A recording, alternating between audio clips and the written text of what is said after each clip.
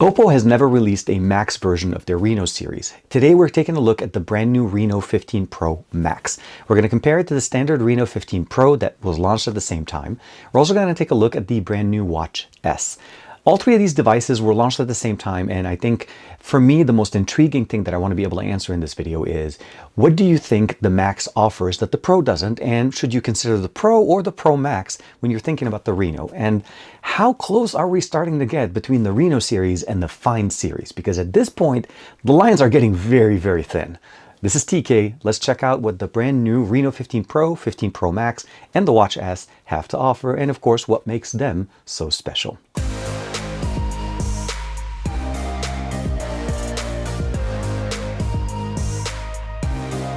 Like and subscribe, and make sure you hit that bell icon so they are always notified to whenever we have new videos for you on the channel. So what we have in front of us is the OPPO Watch S. That's the one I'm wearing here on my left arm. Of course, we have the OPPO Reno 15 Pro 5G, and of course the OPPO Reno 15 Pro Max. What we've had in the past essentially is the standard 15 Reno, the Reno 15, the Reno 15 Pro, and then we typically have a 15 Pro Plus. This year, they've changed the moniker. We're actually going with the Max, so 15 Pro Max. I'm thinking they're trying to be more consistent with another brand. I'm just not going to focus on that part. But again, all of these devices, I don't have the standard 15, but my understanding is that there's basically the 15 Pro is more of a smaller version of the Pro Max with the same capabilities, where the 15 is more of the affordable version of the Reno 15 series. The Watch S itself is very nice, and it really is more, I would probably say, closer to a smartwatch. It is running ColorOS operating system, which is not a Wear OS operating system, which means we're actually going to be able to get up to 10 days of battery life in here. We also have ECG tracking. We also have, obviously heart rate monitoring, fitness tracking, all the information in here. You can go in there. Obviously not a very active day for me. Continuous heart rate monitoring. Of course, we can actually get started by doing the ECG here. We can just click start, hit next, and then we need to be sitting down and obviously use the sensor on the right side. So we'll go ahead and click that. And you notice here, this is actually a sensor, not a button.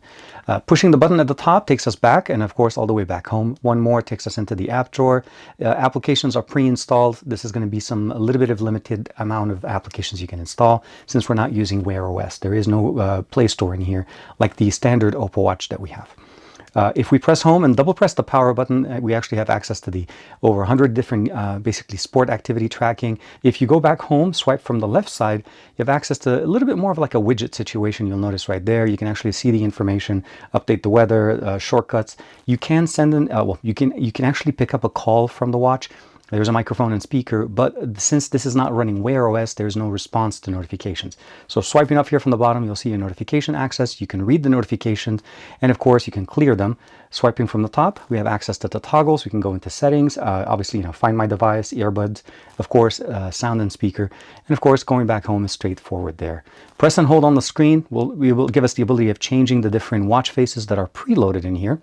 And of course, we're able to augment some of those from the device. We're going to check that out on the 15 Pro Max. Before I go too far, they do include a USB-A to Pogo pin connector charging dock for the watch itself.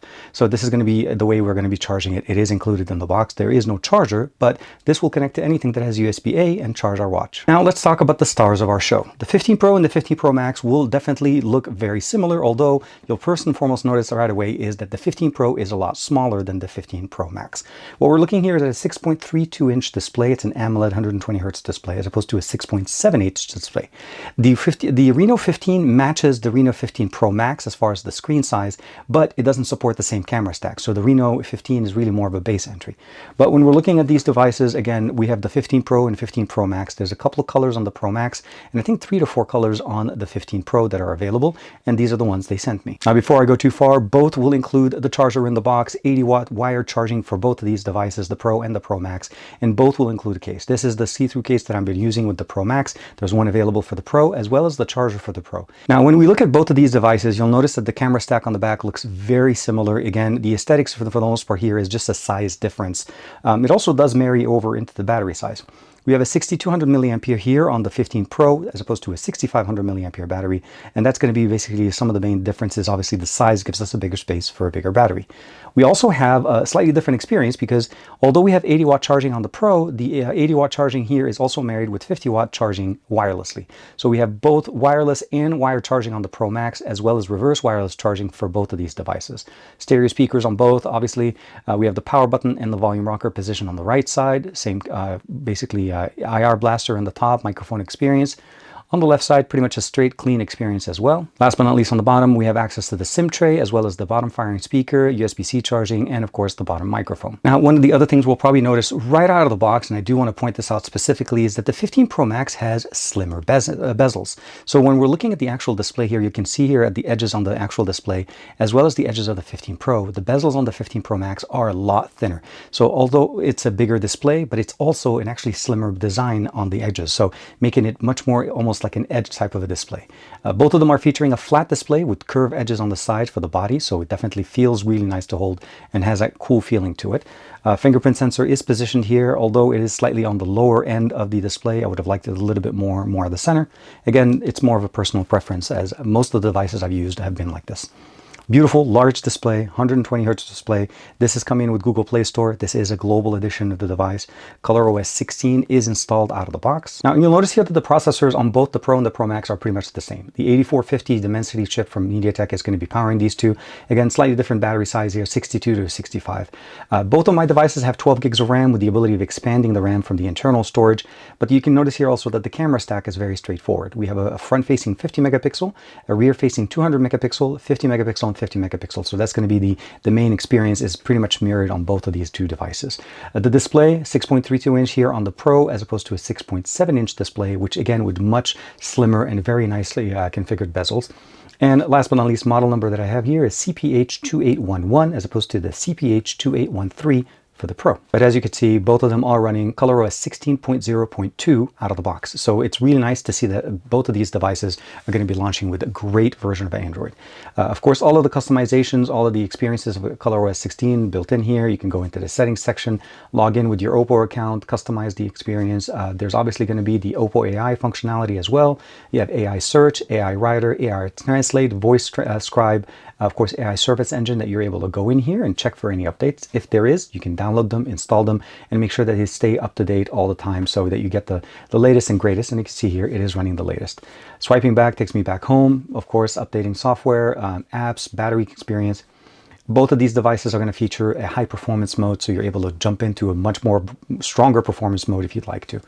Now, one thing I do want to talk about before we go too far is obviously benchmarks and performance. Now, in the US, if you're thinking about picking up either the 15 Pro or the 15 Pro Max, you're not going to be disappointed for connectivity, at least on T-Mobile in the LA area. And this was, I just tested this out outside just to make sure that I got the right numbers. 443 down, 12.1 up. I've been able to get a little bit higher on the up depending on the area where I was. And I tried testing this out before, but I ran out of data at the end of this test, which is crazy. But it was averaging about 400 or so, and then it ended at 332. And the upload is not accurate. That's why I did another test just to give us the upload speed and get that experience really just to kind of showcase what it is. Now, I did run Geekbench just for reference again. This is the 8450. This is more of a mid-ranger, so at the 8000 series of MediaTek. So along what I probably would say it's around the 7 series of the higher end, the 7 series that you typically get from Qualcomm. And 1572 for the single core, 6134 on the single multi-core when you're running it in standard mode. In performance mode, it jumps up a little bit, but for the most part, I feel like the software is pretty much managed quite well. There's a lot of pictures. We're going to get a chance to talk about that as well. Again, we talked about Geekbench, we talked about performance. You're not going to be disappointed. And again, look at how the bezels are. Like you can actually see every edge and every corner there. Now, I am running a custom icon pack. You basically just click here, go to widget, wallpapers and styles. You can customize it, add your different personal experience. You can even turn on the different experiences, the one that you'd like. And of course, you can add your icon pack and customize it. I'm just going to say discard as I'm keeping my experience in here. Jumping into the camera real quick, just trying to talk about what we have in here. Capabilities across the lenses that we have in the back. We have 4K 60 frames per second that's going to be married across the ultra-wide, the standard mode, the telephoto, well, the 2X is really more of a crop, and of course we have the 3.5 telephoto, all of them, all across. And of course, even the front-facing camera, and it is married on the 15 Pro. This is very much, I would probably say, the way we've seen it in the past. The 15 Pro is really more of a smaller version of the Pro Max, and the Max is really just jumping into a few key differences.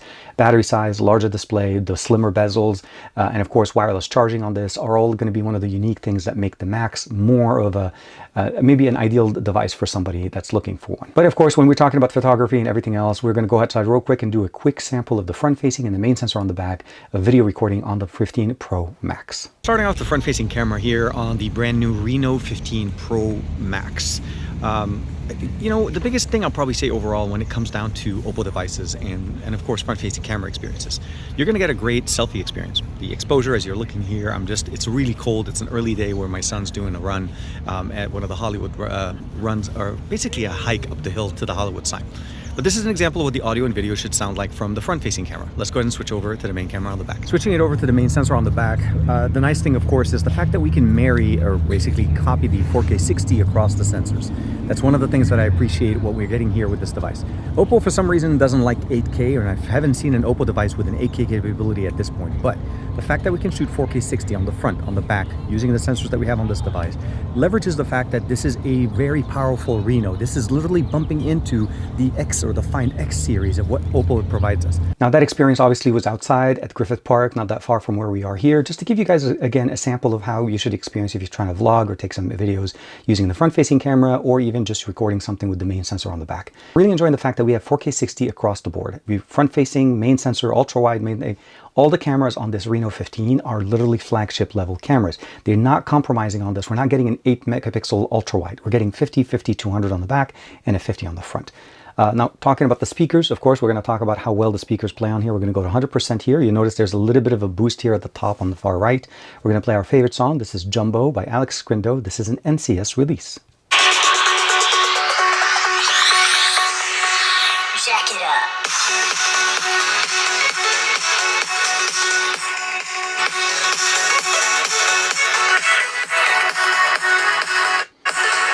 Okay, I'm not gonna lie, this definitely gets pretty loud. It does sound a little bit, I'll probably say it's not as sharp as obviously the Find X9 Pro. It definitely gets loud enough and it provides us the depth that we need. So gaming, watching content, enjoying everything on this device is not gonna be a problem. Now, let's talk about gaming. Obviously, we have the game system in here built in directly as we typically have from OPPO. Swiping from the left gets us direct access to it. We're able to jump in here to customize the experience, pro, balanced, or power saving. We have the access to the, I would call them widgets for the most part, but essentially it's the ability of customizing the experience. The system information is primarily one of my favorite information here, or system status, as I'm able to see actually the frame rate, the CPU, and the GPU performance as I'm playing, so that I'm also always aware of what's the best experience that's possibly of doing here. We're able to go into ultra as well as medium settings as the highest resolution. Again, this is a 120 hertz refresh rate display, beautiful experience, and a lot of customization options, screen recording, notifications. Now, before we start talking about the actual, just the game sample real quick, I do want to mention also that we do have bypass charging supported on the Reno 15 Pro and Pro Max, which means you can actually use a power cable to charge the, well, use it on the device to play games and not basically deplete the battery on your device, reducing heat and improving the performance in the long run.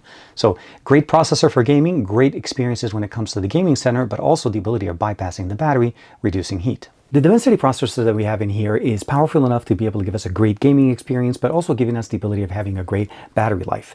The 6500 on the Max obviously is going to be giving you the much better experience. It's a larger display. I feel like it's the better experience overall because it's the thinner bezels, it's the larger display, a higher refresh rate, a larger battery, and of course wireless charging as well, which kind of contributes to the Max experience. When it comes down to the optics, they're pretty much the exact same. Pro and Pro Max, you're getting the exact same experience on the front facing, on the main sensor, from the processor, the RAM, the storage configurations. Obviously, there's going to be different combinations in there. Dual SIM support on both of these devices are going to be definitely very nice. As I showed you guys, compatibility, at least on T-Mobile in the LA area, works really nice. One thing to mention also on the Watch S is that it actually supports dual connectivity to two devices at the same time, as well as I mentioned to you guys, the 10 days of battery life. So it's not just a fitness tracker in the shape of a watch, it actually has multiple functionalities. Also, the ECG functionality is very nice with the sensor that we have on the bottom. It is not a button like the other option that we have from OPPO. And as I mentioned, it's running Color OS. Essentially, it's not Wear OS. It's running the basically the fitness tracking functionality where we're able to get notifications. Unfortunately, just we can't respond to them. So if you get a notification, you can see it and you can respond to it directly from your phone. But again, long battery life, 10 days, 6500 on the Max and 6200 on the Pro. They're not going to disappoint. The cameras, as you're seeing there, are very nice, very well balanced. I was able to test it out at different experiences. Also taking some great images. There was a car show over the weekend while I was waiting for my son to finish his run, and it was absolutely fantastic. The colors come out really, really nice. I love the fact that the telephoto is very good and very strong. We have a really nice ultra-wide main sensor and even a front-facing camera experience. Although a little bit over, basically, it does a little bit more prioritize the main subject as it's taking images, but I think obviously the best experience is always going to be from the main sensors on the back.